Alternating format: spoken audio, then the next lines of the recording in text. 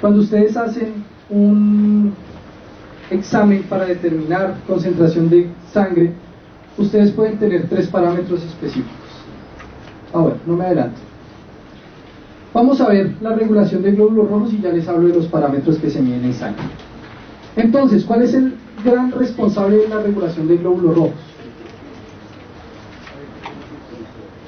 Antes de la eritropoyetina, ¿no? ¿Qué hace que yo aumente o disminuya la concentración de glóbulos en sangre? ¿Perdón? La concentración de oxígeno. Pero la concentración de oxígeno, ¿a nivel sanguíneo o a nivel celular, tisular? ¿Tisular o a nivel sanguíneo? ¿Entienden la diferencia? Aquí es importante hacer entonces la diferenciación de dos términos: hipoxia e hipoxemia. Todas las palabras que terminen con el sufijo emia quiere decir sangre.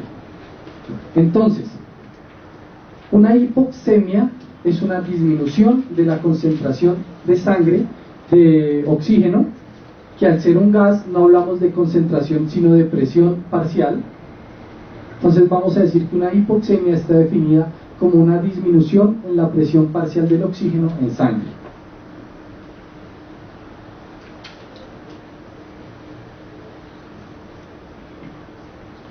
Y la hipoxia es la disminución de la presión parcial de oxígeno, pero a nivel tisular, a nivel de la célula.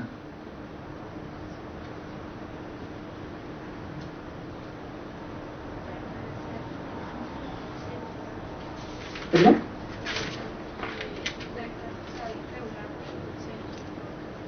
¿Por la hipoxemia? ¿Quién dice que por hipoxemia? ¿Qué regula la concentración de glóbulos rojos en sangre? ¿La hipoxemia o la hipoxia? ¿Quién dice hipoxemia? ¿Solo yo? ¿2, 3? ¿Rafael también? ¿Nadie más? ¿Y quién dice hipoxia? Yo también, y 2 personas más. Pues. ¿Y los otros? ¿No saben, no responden? Realmente la gran reguladora de la concentración de glóbulos rojos en sangre es la hipoxia tisular, la disminución de la presión parcial de oxígeno, pero a nivel celular. ¿Por qué? Yo puedo tener normoxemia, es decir, la concentración de oxígeno en mi sangre está bien. Sin embargo, en algún lecho vascular hay una obstrucción y no está llegando oxígeno a la sangre, al tejido. ¿Bien? No porque yo tenga la sangre totalmente cargada significa que al tejido le va a llegar el oxígeno. ¿Me hago entender? ¿Sí? Ahora, lógicamente, si yo tengo una disminución de la presión parcial en sangre, pues en el tejido también va a estar disminuido, sí o sí. Entonces, les pongo un ejemplo. Llegamos a Bogotá, venimos de la costa y llegamos a Bogotá, y se produjo el proceso de aclimatización, es decir, al principio había disminución de oxígeno, entonces se aumentó la hemoglobina y ya se controló, y ya seguí controlado, digamos que ya llevo 1 año en Bogotá. Sin embargo, tuve un accidente cerebrovascular, la sangre está llena de oxígeno, sigue cargada de oxígeno, pero hay un tejido que está hipóxico. Entonces, si el cuerpo solo reaccionara ante la concentración de oxígeno en sangre, no detectaría que hay una obstrucción en algún tejido, entonces no aumentaría los glóbulos rojos. Pero cuando el tejido se queda sin oxígeno, el cuerpo dice, bueno, hay algún problema, bien sea en el lecho vascular o bien sea en la sangre, y necesito más carros para transportar oxígeno. Por eso es que el gran determinante de la concentración de glóbulos rojos es la hipoxia tisular, no la hipoxemia. Bien, yo puedo tener una concentración adecuada de oxígeno en sangre, sin embargo, eso no garantiza que en el tejido esté llegando ese oxígeno. Señora. La concentración de oxígeno en la parte tisular controlaría también la No. La concentración de oxígeno a nivel tisular es el desencadenante del aumento de la concentración de eritropoyetina. Bien. Y la eritropoyetina finalmente es la que va a regular la concentración de glóbulos rojos en sangre. La hemostasia es otro proceso totalmente diferente que vamos a ver el viernes, entonces, mañana, perdón, entonces pues no me adelanto a él. Bien. Es otro proceso, la hemostasia es otro proceso, pero realmente el oxígeno lo que hace es aumentar la concentración de eritropoyetina, y vimos que la eritropoyetina va a actuar en todos los pasos de la diferenciación celular de los eritrocitos. Entonces miren cómo funciona. ¿Dónde se produce la eritropoyetina? ¿En qué parte específica? ¿Perdón? En túbulos renales. Realmente no hay un consenso claro cuáles son las células específicas que producen eritropoyetina, pero lo más acertado o lo que más tiene fuerza a nivel fisiológico son las células peritubulares, que son células que están cerca a los túbulos renales. Bien, pero entonces dejémoslo en el riñón. ¿Qué otros tejidos pueden generar eritropoyetina? El hígado. Sin embargo, ¿compensa o no compensa? Nunca compensa. Una persona con una falla renal aguda nunca va a tener suficiente concentración de eritropoyetina en sangre para aumentar los glóbulos rojos. No compensa, esa es tan solo un 8-10% más o menos. La mayor cantidad de glóbulos de eritropoyetina es secretada o sintetizada desde el riñón. Digamos que el riñón sensó que hay una disminución de la presión parcial de oxígeno en sangre, en su tejido. Aumenta la síntesis de eritropoyetina, y esa eritropoyetina va a actuar como una hormona. ¿Por qué actúa como una hormona? Por definición, una hormona es una molécula que se sintetiza en un lado A, viaja por sangre y activa respuestas en una célula del lado B. Como la eritropoyetina se sintetiza en el riñón, viaja por sangre hasta llegar a las médulas óseas de los huesos, entonces recibe el nombre de hormona. ¿Bien? Es una proteína, básicamente, de la familia de las citoquinas, pero pues que ustedes conozcan que la eritropoyetina es una proteína que viaja por sangre hasta que llega a la médula ósea. En la médula ósea va a aumentar todos los factores de transcripción génica. ¿Bien? ¿Sí? ¿Alguna pregunta? ¿Algo? ¿No? Ok. Al llegar a la médula ósea, entonces aumenta la transcripción génica o los factores de diferenciación celular y forman eritrocitos. Los eritrocitos van a capturar más oxígeno y van a aumentar la presión parcial de oxígeno a nivel tisular. Mientras no se aumente significativamente la presión parcial de oxígeno a nivel tisular, este proceso va a seguir dándose cíclicamente. Pero cuando ya se tienen concentraciones normales o se llega a la normoxia en ese tejido, el riñón deja de sintetizar eritropoyetina y por ende deja de aumentar la concentración de eritrocitos. Bien, entonces este es el escenario que veíamos con la muchacha esta de 17 años que llega. ¿Tú? ¿Sí? Bueno. Sin embargo, esto es normal, esto es fisiológico. Chicos, allá atrás, por favor, ¿van a poner atención a la clase o simplemente se pueden salir y no hay ningún problema? Pero si se quedan acá, por favor atiendan. O si tienen alguna pregunta, hágala y la resolvemos entre todos. ¿Estamos de acuerdo? Gracias. Esto es fisiológico, esto es normal. ¿Bien? Esto ya es patológico. ¿Hay algún proceso que está haciendo que se aumente la lisis o el rompimiento o la destrucción de los glóbulos rojos? Por alguna razón. ¿Bien? Digamos que hay deficiencia de hierro, los eritrocitos no están funcionalmente del todo muy bien, y al pasar por la circulación del vaso, que es donde principalmente se destruyen los eritrocitos, se están destruyendo. Eso hace que se produzca una hipoxia tisular. ¿Bien? Al no haber eritrocitos, pues no se transporta el oxígeno.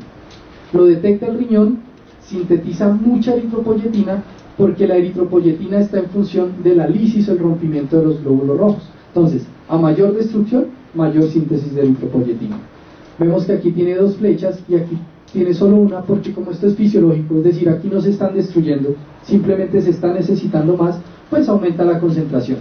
Aquí el aumento es muy grande, muy grande, para contrarrestar la pérdida de esos glóbulos rojos. Y el mismo proceso.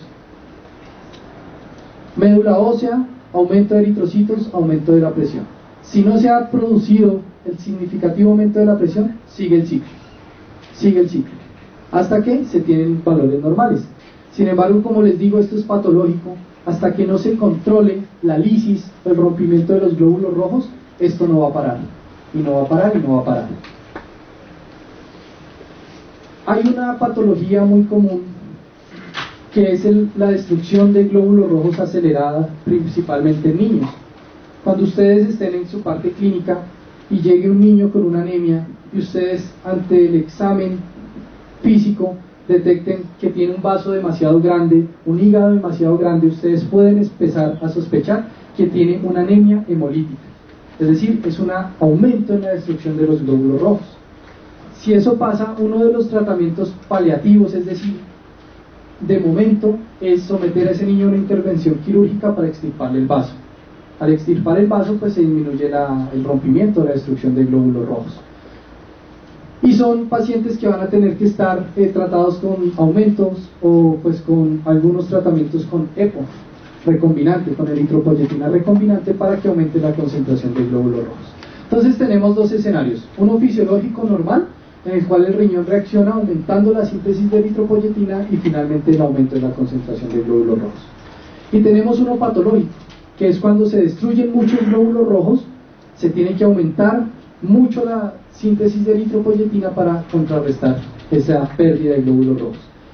Este escenario es muy típico no solo en las personas que van a un punto con una mayor altitud sobre el nivel del mar.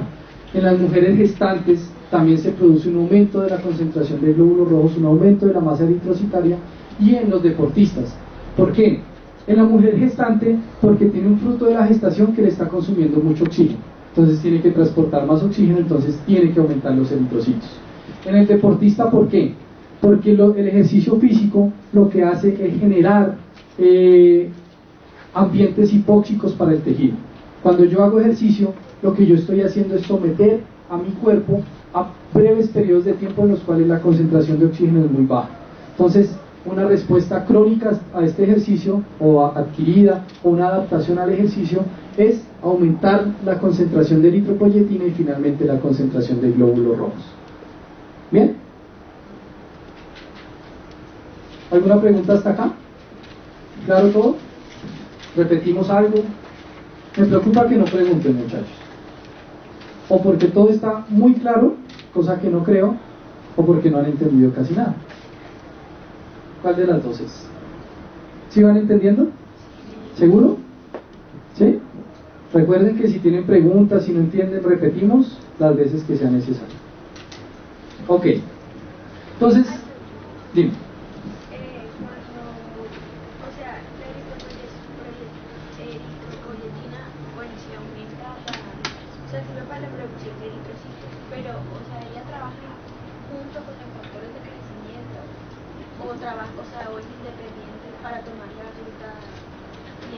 La eritropoyetina es el factor de crecimiento que determina que la célula madre se diferencie por la línea mieloide y en la línea mieloide por la línea blástica. ¿Bien? La eritropoyetina es el factor de crecimiento, puntualmente. Y ante la presencia de eritropoyetina se va a diferenciar hacia células eritrocitarias. Hay otros factores de crecimiento también involucrados en este proceso de diferenciación celular. Sin embargo, la eritropoyetina es el principal regulador porque ella regula la expresión de los glóbulos rojos o de las células madres hacia glóbulos rojos. Hay otros factores, como los factores de hipoxia tisular. Estos factores lo que hacen es aumentar la síntesis de todos los procesos génicos que ayuden a contrarrestar la hipoxia. Entonces, cuando yo estoy hipóxico, cuando mi tejido está hipóxico, no puede utilizar oxígeno porque hay poco oxígeno. ¿Bien? Necesita obtener energía a través de otro metabolismo, que es el anaeróbico. Entonces, estos factores inducibles por la hipoxia, específicamente el 1-alfa, que es el que nos interesa puntualmente, lo que hacen es aumentar la generación de glóbulos rojos, pero también aumentan todas las enzimas necesarias para que el ciclo de la glucólisis anaeróbica se dé de forma adecuada.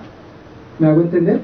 La eritropoyetina va a actuar sobre la médula ósea, pero estos factores inducibles por la hipoxia van a actuar en todos los tejidos, aumentando la síntesis de enzimas, como por ejemplo la glucosa 6-fosfato deshidrogenasa, la fosfofructoquinasa, y demás enzimas necesarias para que el proceso anaeróbico se dé. Bien, pero entonces dejemos simplemente indicado que la eritropoyetina va a actuar como un factor de crecimiento. Factor de crecimiento que va a ayudar para que la célula madre pluripotencial se diferencie hacia la línea de eritrocitos. Cuando ustedes hacen determinación o cuantificación de hematocrito, ustedes lo pueden hacer de dos maneras.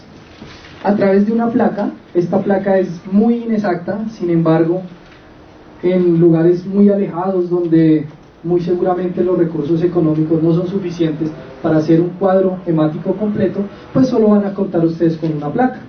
Esta placa se conoce como placa de New Hours, que traducido sería algo así como nuevas horas. Sin embargo, cada vez más esta placa está en desuso. Esto casi no se utiliza. Básicamente es coger cuadritos y hacer el recuento de cuántos eritrocitos hay a la hora, a las 2 horas, a las 4 horas, y después hacen un promedio y cuantifican las hematíes. Pero no es exacta, porque usted depende de la habilidad de la persona que esté haciendo la prueba para determinar los hematíes, depende de que lo haga a la hora específica. Y una prueba de concentración de hematíes más común, más convencional, es la que tenemos a este lado. Cuando ustedes hacen una prueba como esta, ustedes determinan 3 factores específicos. El primero, el MCH, que es el contenido medio de hemoglobina. El contenido medio de hemoglobina básicamente es cuánta hemoglobina hay por cada glóbulo rojo, y está en función de 27 a 32 picogramos. Entonces este primero, el contenido de hemoglobina medio, es cuánta hemoglobina hay por glóbulo rojo. Este MCV significa volumen corpuscular medio, y habla del tamaño del eritrocito, es decir, qué tan grande está mi eritrocito con relación a todas las hematíes que estoy determinando.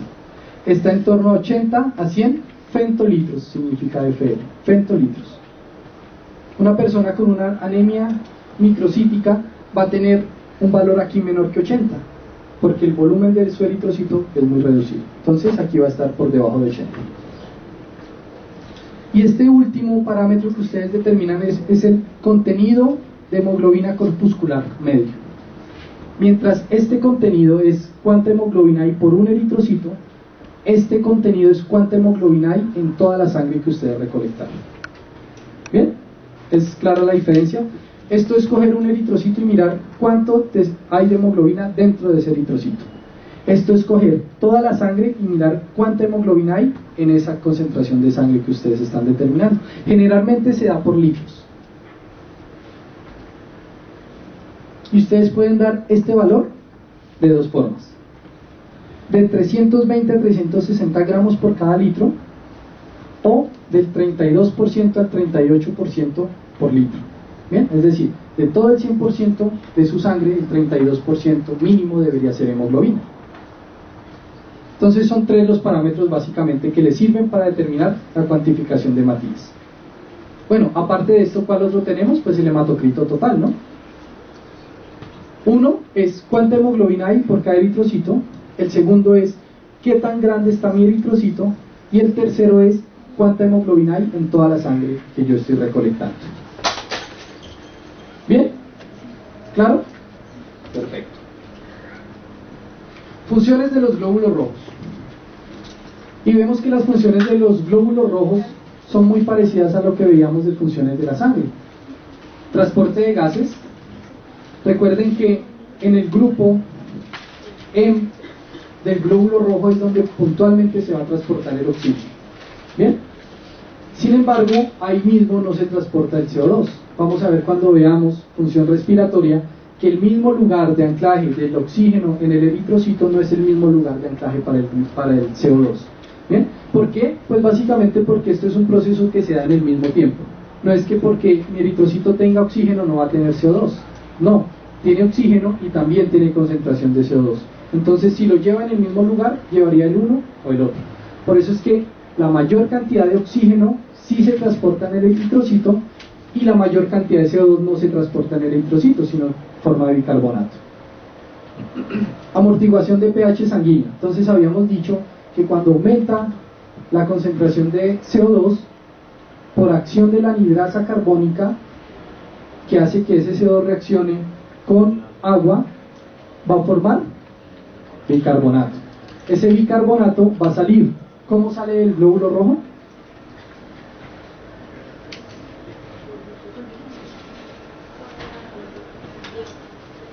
Por el Diego, muy bien. Lo hemos repetido 3 veces. Por el intercambiador cloruro-bicarbonato. Antígeno Diego o banda 3. ¿Bien? Sale el bicarbonato y reacciona con hidrogeniones para formar ácido carbónico. ¿Bien? Ese ácido carbónico finalmente se va a transportar hasta el pulmón. En el pulmón se hace el proceso reversible hasta llegar a CO2 y el CO2 se elimina. ¿De acuerdo? Ok. Y mantenimiento de la viscosidad sanguínea. Claro, ya hemos dicho y hemos hecho mucho énfasis en que el principal responsable de la viscosidad sanguínea es la concentración de hematocrito. Si aumenta el hematocrito, aumenta la viscosidad y eso podría llegar a ser perjudicial.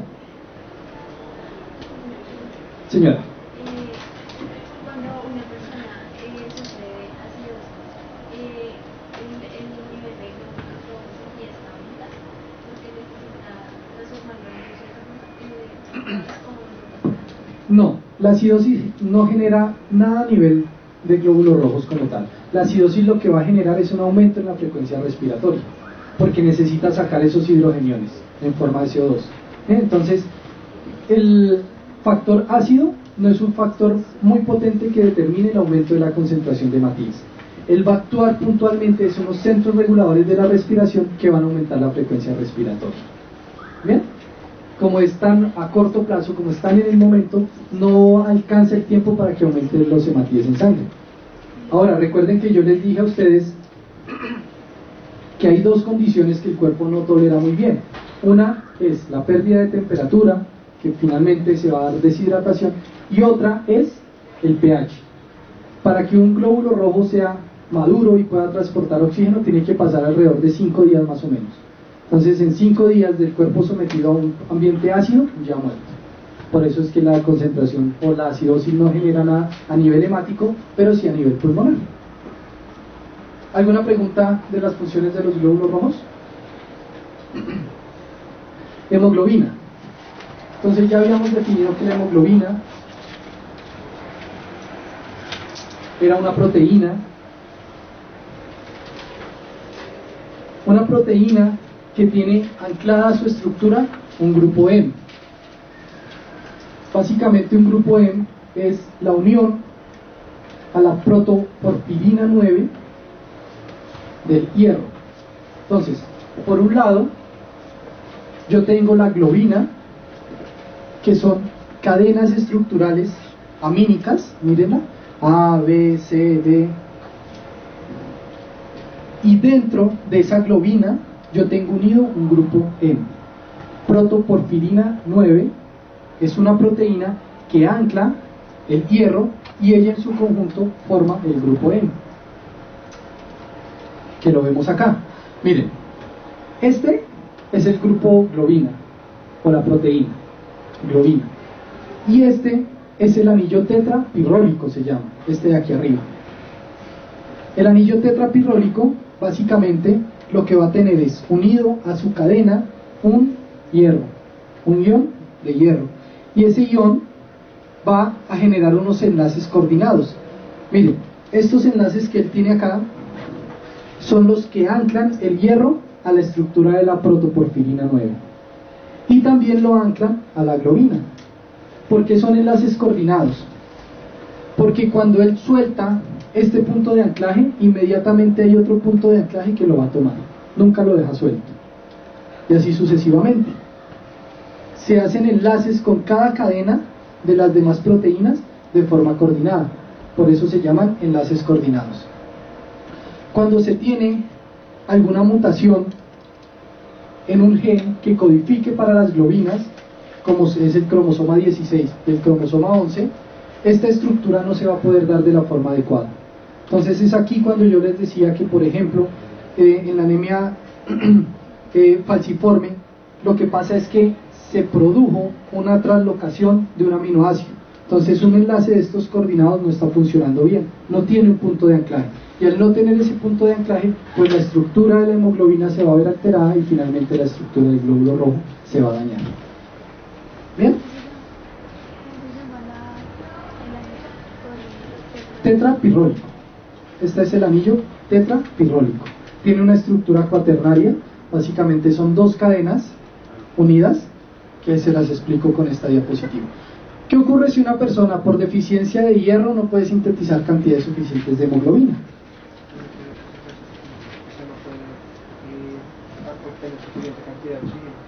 Correcto, pasan dos cosas.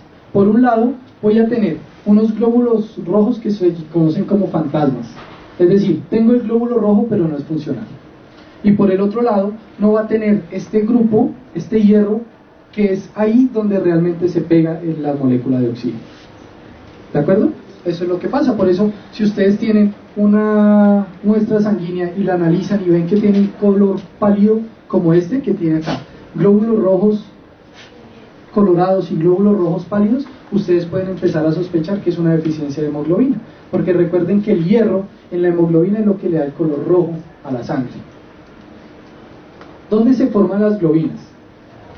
Básicamente se forman en el cromosoma 16 que tenemos nosotros acá y en el cromosoma 11. La globina o la hemoglobina es una proteína de dos cadenas génicas. Por un lado tiene dos enlaces alfa, que serían estos, y por otro lado tiene dos enlaces beta, que serían estos. ¿Bien?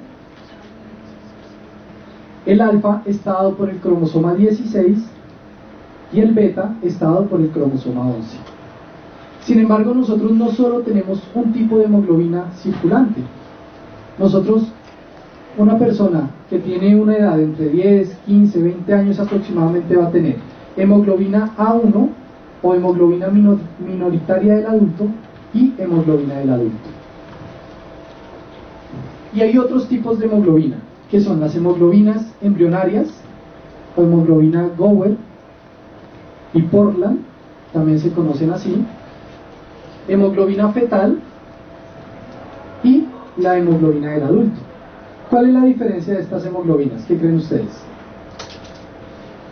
Bueno, aparte de que están dadas por dos cadenas diferentes, la mayor cantidad de hemoglobina que nosotros tenemos es 2 alfa, 2 beta, pero también podemos tener 2 alfa, 2 delta, 2 alfa, 2 gamma, 2 alfa, 2 epsilon y 2 zeta, 2 epsilon. Bien, aparte de que son dos cadenas estructurales diferentes, ¿cuál creen ustedes que es la mayor diferencia de estas hemoglobinas? La afinidad del oxígeno. Muy bien. La diferencia de ellas es que conforme está más arriba es demasiado más afín al oxígeno. Entonces, la madre tiene hemoglobina del adulto, el feto tiene hemoglobina embrionaria o hemoglobina fetal. Esto tiene que ser así claro. La sangre de la mamá tiene que tener una adherencia al oxígeno tal que lo pueda transportar, pero tiene que tener alguien que sea capaz de quitárselo, que sea más afín por ese oxígeno, que compita con más fuerza por ese oxígeno. Es por eso que la hemoglobina del feto es mucho más afín. Apenas atraviesa un glóbulo rojo cargado de sangre de la mamá, pues como es más afín el del niño, lo va a absorber rápidamente. Igual que pasa con nosotros cuando en los músculos. La proteína del músculo que transporta oxígeno, ¿cuál es? ¿Perdón? La mioglobina. Es otra estructura de la hemoglobina. ¿Bien? La mioglobina es mucho más afín por el oxígeno. Entonces, cuando llega la hemoglobina y atraviesa el capilar del tejido, la mioglobina está lista ahí para captar ese oxígeno y quitarse. Como es más afín, se lo quita más rápido. Y eso es lo que pasa con el feto, o con la hemoglobina embrionaria o con la hemoglobina fetal.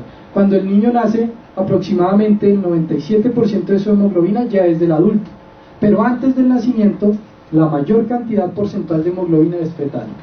¿Bien? Y poco a poco, al cabo de un año más o menos, el niño ya no tiene hemoglobina fetal, ya la mayor cantidad va a ser, casi el 99% va a ser hemoglobina del adulto. ¿De acuerdo? ¿Qué pasa cuando yo tengo una talasemia en el gen alfa? Una talasemia es que no se expresa las cadenas microsomales para que se produzca esta cadena alfa. Pues ¿qué hemoglobina yo puedo sintetizar? Solo hemoglobina fetal, hemoglobina embrionaria, perdón. Básicamente esta, la Gower 1. Si yo no tengo el cromosoma 16 funcional para la cadena alfa, yo solo voy a poder sintetizar este tipo de globina, y este tipo de globina no es afín para la vida, porque es tan afín por el oxígeno que no entrega oxígeno al tejido, entonces se va a morir el tejido. Bien, ahora, ¿qué pasa si yo lo que no estoy expresando es la cadena beta? Puedo tener hemoglobina minoritaria del adulto, fetal o embrionaria, ¿cierto? Una persona con hemoglobina minoritaria del adulto puede vivir, ¿sí? Es compatible con la vida. Lo que no es compatible es con esfuerzos de alta actividad física. ¿Por qué? Porque es muy afín al oxígeno. Entonces, como necesita el tejido que se entregue más oxígeno, esta hemoglobina no lo va a entregar de forma adecuada. Entonces, son personas que no van a poder hacer ejercicio de alta intensidad, son personas que muy seguramente subiendo las escaleras a una velocidad rápida ya van a sentirse hipóxicos o van a sentirse ahogados porque les falta la entrega del oxígeno. ¿Bien? Y si seguimos subiendo, pues también puede sintetizar alfa gamma, que es fetal, pero va a ser mucho más afín, y así sucesivamente. ¿De acuerdo? Esta es otra diapositiva para ver que esto es la hemoglobina. Sin embargo, la hemoglobina tiene que tener una conformación unida de 4 estructuras, y cada una de esta hemoglobina tiene un enlace para el oxígeno. Entonces, cuando yo tengo mis dos cadenas alfa y mis dos cadenas beta unidas, bien, yo voy a tener 4 puntos de unión para moléculas de oxígeno. Es decir, yo voy a poder transportar por cada gramo de hemoglobina 4 moléculas de oxígeno. Esto tiene una regulación que se llama la regulación alostérica. Es muy difícil pegar el primer oxígeno a la primera hemoglobina. Es muy difícil. Bien, sin embargo, cuando se pega el primer oxígeno, es mucho más fácil que se pegue el segundo. Cuando tengo 2 oxígenos pegados a esta cadena, va a ser mucho más fácil pegar el tercero, y si tengo 3, sucesivamente va a ser mucho más fácil pegar el cuarto. Es decir, lo más difícil es pegar el primer oxígeno.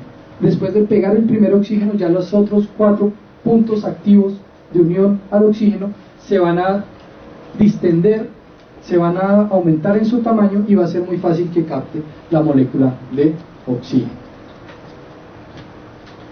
Del metabolismo del hierro, ¿qué podemos hablar? Recordar básicamente que el hierro libre se almacena en ferritina, en el hepatocito, en el enterocito, se transporta en sangre en transferrina para la formación de glóbulos rojos, y finalmente se tiene que degradar. Cuando se degrada, se excreta del cuerpo a través de la bilirrubina en las heces. Aquí hay 2 condiciones, y es que puede haber una hemólisis intravascular o extravascular. La hemólisis extravascular es la que se produce en el vaso o en el hígado principalmente, bien, por los macrófagos, y la hemólisis intravascular está dada por la ruptura del glóbulo rojo en el lecho vascular. Cuando se rompe ese glóbulo rojo en el lecho vascular, yo voy a tener un problema, y es que esa hemoglobina tiene un peso molecular demasiado alto, aproximadamente 64 kilodaltons, 64.000 kilodaltons. Eso lo que hace es que la hemoglobina sea una proteína demasiado grande, una molécula demasiado grande, y si viaja por sangre, finalmente va a obstruir la circulación renal, que es lo que primero se va a obstruir, se va a dañar. Cuando hay demasiada hemólisis intravascular, ustedes van a poder tener un cuadro de hemosideruria. La ferritina es la encargada de capturar hierro y tenerlo, ¿cierto? Cuando hay una hemólisis demasiado aumentada, esa hemoglobina va a quedar libre, y yo tengo una proteína que se llama la hemosiderina, para capturar esa hemoglobina y no dejar que vaya circulante libre, porque va a ocasionar daños. Sin embargo, la concentración de hemosideruria en sangre es muy baja. Cuando se tapa todo, o cuando ya se tiene toda la proteína, ya con muchas moléculas de hemoglobina, se pasa a un cuadro que se llama hemosidenuria. Y la hemosidenuria básicamente es el aumento de la concentración de globulina en sangre, de hemoglobina en sangre. Y eso pues puede ser patológico, como ya se los he indicado. Tenemos también el grupo EM y las enzimas, que finalmente van a tomar hierro libre para producir transcripción génica. Entonces, pues del metabolismo del hierro, importante que ustedes conozcan esta hemosideruria, que es un cuadro patológico bastante complicado en un paciente para tratar. Y finalmente tenemos entonces la destrucción extravascular. Ese glóbulo rojo vive 120 días dándose golpes contra el mundo. Cada golpe va deteriorando la pared del glóbulo rojo. Hay dos circulaciones que son particularmente muy tortuosas para el glóbulo rojo: la circulación por el hígado y la circulación por el vaso. Es allí donde se produce la mayor cantidad de lisis de los glóbulos rojos a través de los macrófagos. Entonces, miren, aquí tenemos la médula ósea, sale el glóbulo rojo en sangre y empieza a circular. Y va circulando, y va circulando, y va circulando. Aproximadamente dura 120 días circulando, y cuando ya se ha deteriorado tanto su pared estructural, ya no es capaz de atravesar la circulación del vaso, se queda ahí atrapado. Cuando se queda atrapado en la circulación del vaso, los macrófagos lo detectan, lo fagocitan y lo destruyen. ¿Lo destruyen cómo? Liberando la hemoglobina a torrente sanguíneo para ser transportada nuevamente hasta la médula ósea, y todos los residuos celulares del glóbulo rojo son destruidos a través de un pH muy ácido, a través de enzimas lisosomales se llama.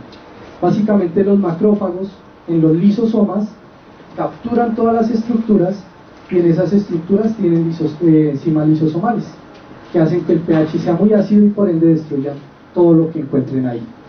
Entonces miren, la cantidad de destrucción acá en el vaso o en el hígado está íntimamente controlada con la cantidad de liberación de eritrocitos desde la médula ósea. Es decir, si yo al día destruyo 10 glóbulos rojos, al día estoy liberando 10 glóbulos rojos, y así sucesivamente. ¿Por qué? Porque este proceso es controlado. Cuando yo tengo una anemia hemolítica, significa que yo aquí estoy destruyendo 20, pero aquí solo estoy liberando 5 o 10. Por eso es que la concentración de glóbulos rojos en sangre cae y se tiene un problema allí de anemia, porque no es capaz la médula ósea de contrarrestar la lisis de los glóbulos rojos. ¿Bien? ¿Alguna pregunta hasta este punto? ¿Algo que no les quede claro? ¿Todo en orden? Bueno, voy muy rápido, voy muy despacio. ¿Están entendiendo? Señor. La hemoglobina principalmente. Tiene otros componentes que no son significativos en este momento de estudiar. Que ustedes sepan que la hemoglobina, yo no puedo darme el lujo de perder todo ese hierro que tengo dentro de la hemoglobina. Entonces yo reciclo la hemoglobina para finalmente llegar nuevamente a la formación del glóbulo rojo. Hay una cantidad de hemoglobina que yo no puedo reciclar. Entonces, esa hemoglobina que yo no reciclo llega por procesos enzimáticos a biliverdina, finalmente a bilirrubina, y en el hígado se va a producir una conjugación. Esa bilirrubina va a reaccionar con el ácido araquidónico en el hígado y va a ser eliminada a través de la bilis. Pero hasta este punto, que ustedes sepan que la hemoglobina se tiene que reciclar para finalmente llevar nuevamente más hierro para la formación del glóbulo rojo. ¿Sí? ¿Alguna otra pregunta? ¿No? ¿Han podido tener acceso a las presentaciones en la plataforma? ¿Sí? Ok, ¿mañana con cuál vamos? Hemostasia. Y terminamos el viernes con sistema ABO y factor RH. Ok, muchachos, ¿no hay más? Feliz día.